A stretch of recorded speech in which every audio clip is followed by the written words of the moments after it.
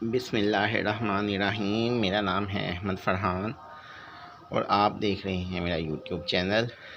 ये चैनल है जानवरों के अंदर बीमारियों से रिलेटेड, उनके प्रॉब्लम से रिलेटेड, उन प्रॉब्लम्स के सलूशन से रिलेटेड। मैंने अपनी पिछली वीडियो के अंदर बहुत कोशिश की कि कंसाइज़ करके बता सकूं कि जानवरों के अंदर सर्दियों में बीमारियां कैसे आती हैं, उनका ट्रीटमेंट क्या है, उनसे हम बच कैसे सकते हैं और वो कौन सी तदाबीर हैं जिन्हें इख्तियार करके तो हम अपने जानवरों को बचा सकते हैं। सबसे इम्पॉर्टेंट चीज़ किसी भी बीमारी के अंदर बीमारी से बचना है, ना कि इलाज, क्योंकि इलाज तब होता है जब बीमारी आ जाती है। प्रिवेंशन की जो ज़रूरत है वो ज़्यादा इम्पॉर्टेंट एस्पेक्ट है हमारी लाइफ का, लेकिन हम इस चीज़ को समझ नहीं पाते। तो इसलिए हम प्रिवेंशन की तरफ नहीं जाते, हम हमेशा ट्रीटमेंट पे फोकस करते हैं और कभी कभी तो हम इतना लेट हो जाते हैं कि वो ट्रीटमेंट किसी भी पर्सन के लिए पॉसिबल नहीं होता। ये भी याद रखिएगा, मैंने पहले भी अर्ज़ किया था कि शिफा मिन जानिबल्लाह है, तो अगर वो ज़ात चाहे तो वो ज़ात मिट्टी से भी शिफा दे दे, और अगर वो ज़ात ना चाहे तो इंसान जो मर्ज़ी कर ले। जानवर तो क्या, वो दूसरे इंसान को भी नहीं बचा सकता। तो जो बातें मैंने आपको बोली वो सब मैंने काफ़ी कंसाइज़ली बोलने की कोशिश की, लेकिन मुझे लगता है कि मुझे एक प्रॉपर वीडियो बनानी चाहिए सिर्फ़ डाइट से रिलेटेड, और फिर सिर्फ़ एक वीडियो बनानी चाहिए हम जो भी एंटीबायोटिक्स देते हैं उनकी डोज से रिलेटेड। तो ये जो है वीडियो, इसके अंदर जो टॉपिक मैंने चूज़ किया है वो यही है कि डाइट कैसी होनी चाहिए परिंदों की। मैंने आपको मुख्तसरन बताया था कि जो कुछ भी आप खाते हैं आप वो जानवरों को लाजमी खिलाएं, ख़ास तौर पर पका हुआ सालन और रोटी। अब पका हुआ सालन कोशिश करें जानवरों को गोश्त किसी भी शक्ल में ना दें, ख़ास तौर पर मुर्गी का और बड़े जानवर का, क्योंकि इससे आपके जानवर एग्रेसिव भी हो सकते हैं, और अगर गोश्त अनकुक हुआ तो ज़्यादा चांसेस ये हैं कि उसके अंदर मौजूद बैक्टीरिया आपके जानवर को बीमार भी कर सकते हैं। ये वो दो रीज़न हैं जिनकी वजह से आपने मीट को हर सूरत में अवॉइड करना है। सील्स वैसे भी इन पार्टिकुलर ज़्यादा अग्रेसिव होते हैं दूसरे जो हैं बर्ड से की निस्बत। जैसे अगर आप फार्मी चूज़े पालते हैं तो उनकी निस्बत ये ज़्यादा अग्रेसिव होते हैं, तो इसलिए आप बहुत ज़्यादा केयर करें इनकी डाइट से रिलेटेड। जानवरों को बहुत से लोग डाइट में गोश्त डालते हैं, ख्वाह वो कच्चा हो या पक्का हो। कच्चा गोश्त तो वैसे ही जौन सा है ज़्यादा ख़तरनाक है, क्योंकि उसमें ब्लड वेसल्स भी हो सकती हैं, और आपको पता है कि ब्लड हराम भी है, और उसके हराम होने की वजह यही है कि वो एक बहुत अच्छा सोर्स है बैक्टीरिया की ग्रोथ का। जो इसलिए जानवरों को किसी भी सूरत कच्चा गोश्त तो बिल्कुल भी ना डालें। और अगर आपने गोश्त को पका लिया है, आप फिर भी उसे जानवर को डालते हैं, तो ये आप जानवर के साथ इस सेंस में ज़्यादती करेंगे कि आल्दो के गोश्त मीन्स प्रोटीन, लेकिन नुकसान ये होगा कि जानवर बहुत ज़्यादा अग्रेसिव हो जाएगा, और अक्सर जानवर फिर इस तरह के आपको काटते भी हैं। तो फिर इसका कोई सलूशन नहीं होता। फिर यही हो सकता है कि आप यहाँ तो जानवर पे डोमिनेट कर दें तो आप वो काटना छोड़ देंगे, लेकिन आपको अगर छोड़ भी दें तो दूसरे लोगों को काटेंगे। और बहुत से लोगों ने पेट्स तो अपने डेरों पे या अपने घरों पे ही रखे होते हैं, तो इसलिए वहाँ पे फीमेल्स वगैरह भी मूव करती हैं, तो बहुत ज़्यादा प्रॉब्लमेटिक हो जाता है।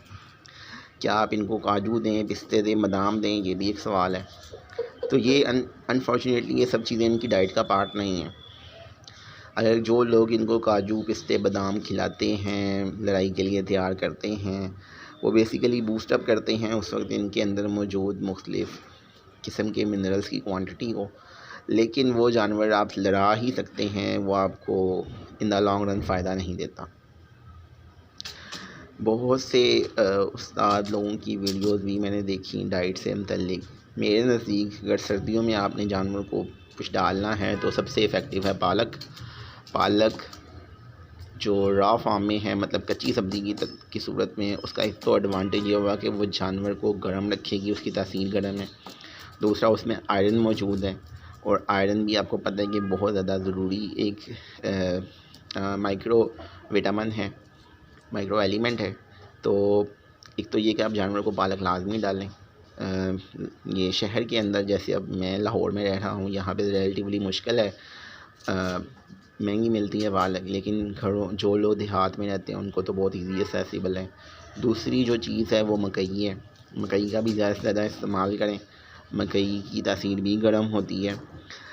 यहाँ पे हम लोगों को जो दाना मिलता है वो दो फॉर्म में मिलता है। एक होता है मिक्स दाना जो इन जानवरों के लिए मिलता है, जिसमें मतलब मकई होती है, इसके अलावा उसमें गंदम होती है और बाजरा होता है। और दूसरा जिसे हम लोग कबूतर दाना कहते हैं, उसमें मुख्तलिफ़ किस्म की दालें होती हैं, चावल होते हैं, तो वो भी आपको मिल जाता है। आप उन दोनों को मिक्स कर लें और वो आप अपने जानवरों को दें।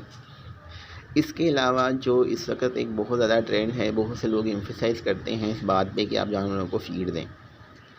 छोटे जानवरों को फ़ीड देना इतना प्रॉब्लम नहीं है, क्योंकि वो 0 नंबर फ़ीड आपको मिल जाती है, आप वो जानवरों को दे देते हैं। लेकिन आपको सिर्फ एक चीज़ याद रखनी है कि बहुत सी आपकी बीमारियां जानवरों की, वो सिर्फ आपकी फ़ीड से रिलेटेड भी हो सकती हैं, अगर आपकी फ़ीड प्रॉपर्ली स्टोर ना की हो। उसके पीछे जो एक लॉजिकल रीज़न है वो ये है कि आपने कभी अपनी फ़ीड को स्मेल करके देखा, आपने उससे थोड़े लंबे देर के लिए स्टोर करेंगे तो उसकी बहुत फाउल सी ऑर्डर आती है। वो ऑर्डर क्लियरली इंडिकेट करती है कि कुछ ना कुछ गड़बड़ है, मतलब कुछ। अब ये ज़ाहिर है जानवर हैं, कचरा वगैरह भी खाते हैं, ये आपका लॉजिकली आंसर ठीक रहेगा। लेकिन जो फ़ीड है ये एक अच्छा मीडियम भी बन जाती है बहुत से ऐसे फंगस की ग्रोथ का, बैक्टीरिया की ग्रोथ का, जिनकी क्वांटिटी एक हद से ज़्यादा हो तो जानवर को बीमार कर सकती है।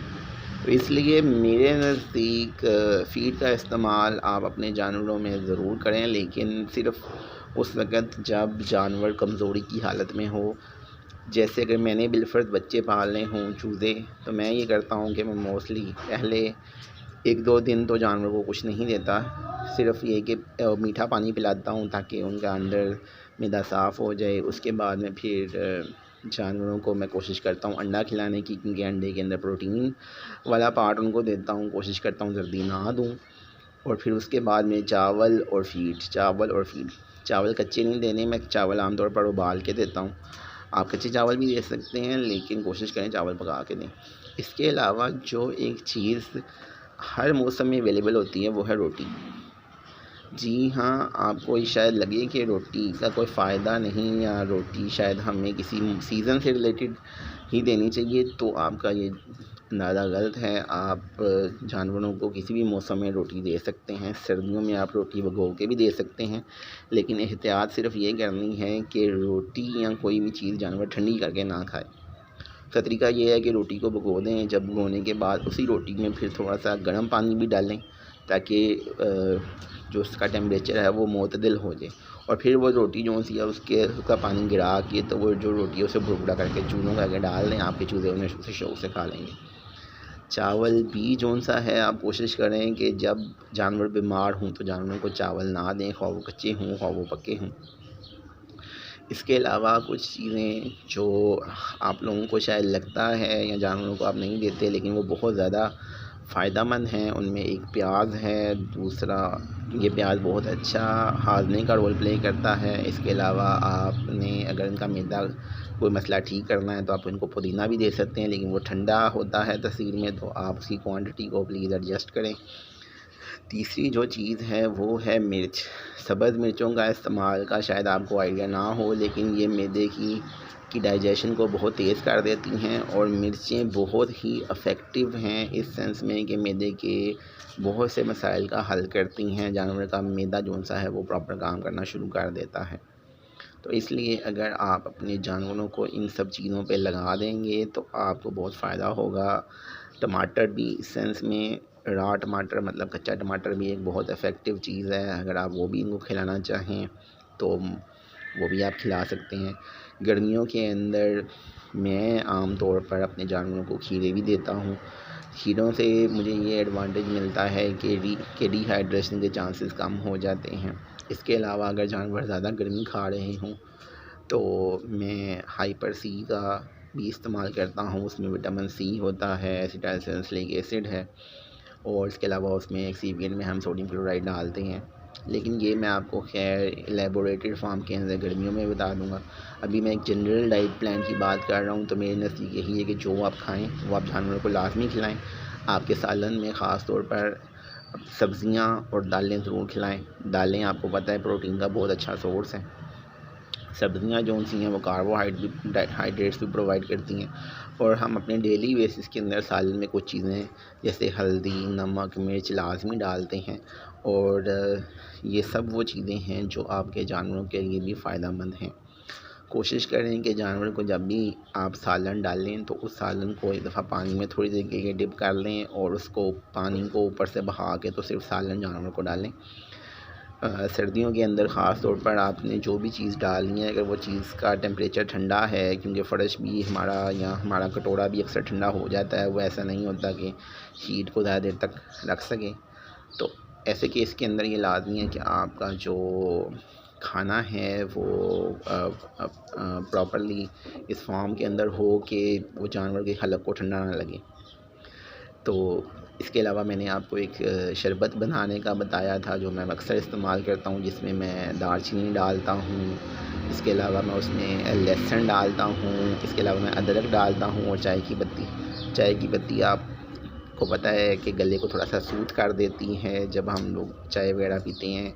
इसके अलावा मैंने आपको बताया कि कुदरत ने दो बहुत अच्छी एंटीबायोटिक्स लहसुन और अदरक की फॉर्म में रखी हैं, तो इनसे भी आप मुस्तफ़ीद हों। आप जानवरों को अगर चाहें तो लहसुन और अदरक वैसे भी डाल सकते हैं। अगर आप सालन डालेंगे तो अल्टीमेटली उस फॉर्म में भी जानवर के जिस्म में ये दोनों एंटीबायोटिक्स जाएंगी। लेकिन अगर आप इसका कहवा बना लें तो बहुत ही इफ़ेक्टिव है। और दालचीनी तो मतलब जो अगर हम अपने वेटनरी मेडिकल स्टोर्स की बात करें तो वहाँ पे हम लोग मेंथोल और ब्रोमहेक्सिन का कम्बिनेशन बनाते हैं सिर्फ़ और सिर्फ जानवरों के गले ख़राब के लिए।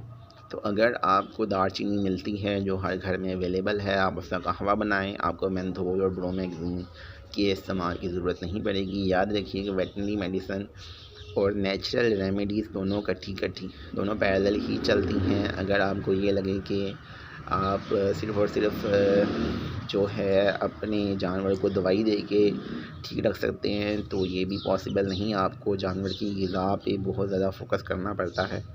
इस तरह मैंने आपको बताया था कि जानवर के खुड्डे का डिज़ाइन, उसके अंदर हवा का आना जाना, उसमें ह्यूमिडिटी का तनासुब, उसमें नाइट्रोजन गैस ना बनने देना, ये सब भी वो फैक्टर्स हैं जो जानवर की अच्छी नशोनुमा के लिए बहुत ज़्यादा ज़रूरी है। तो अब चूँकि ये टॉपिक में मेरा ख़्याल है मैंने काफ़ी एलेबोरेटेड फॉर्म में बता दिया है। बहुत से लोगों की अपनी राय है। कुछ लोगों को ये लगता है कि शायद फ़ीड का इस्तेमाल से ग्रोथ ज़्यादा तेज़ होती है। डेफ़िनेटली फ़ीड का इस्तेमाल ग्रोथ तेज़ कर सकता है, क्योंकि उसमें हर चीज़ जो सी है वो एडअप की होती है। लेकिन यही सब कुछ आप तब भी हासिल कर सकते हैं अगर आप अपने जानवरों की खुराक के अंदर सोयाबीन मतलब सूरजमुखी मक्खी के बीज डालते हैं, अगर आप उसके अंदर जौन सा है मकई डालते हैं, अगर आप उसके अंदर जौन सा है दालें डालते हैं, अगर उसके अंदर आप जौ डाल देते हैं, ज्वार डाल देते हैं जो कि आमतौर पर मिक्स दाने में होता है, अलसी के बीज भी उसमें होते हैं, तो एक बैलेंस डाइट बन जाती है। आप ये चाहें तो घर पे भी बना सकते हैं, चाहें तो आप बाज़ार से भी ख़रीद सकते हैं। जो लोग देहात में रहते हैं वो लोग तो उन लोगों को तो पता है वो जो खाते हैं वही जानवर को खिलाते हैं। जानवर उनके वैसे भी बाहर फिरते हैं, वो मिट्टी भी खाते हैं सब कुछ, तो वो मिट्टी खा के ही जानवर जो से हैं वो अपने उन माइक्रो एलिमेंट्स की कमी को पूरा कर देते हैं। शहर में हम लोगों को समटाइम ये फैसिलिटी अवेलेबल नहीं होती कि हमारे पास मिट्टी हो और ये सब कुछ हो, तो इसलिए हमें बहुत बैलेंस डाइट देने की ज़रूरत पड़ती है। बहुत बहुत शुक्रिया।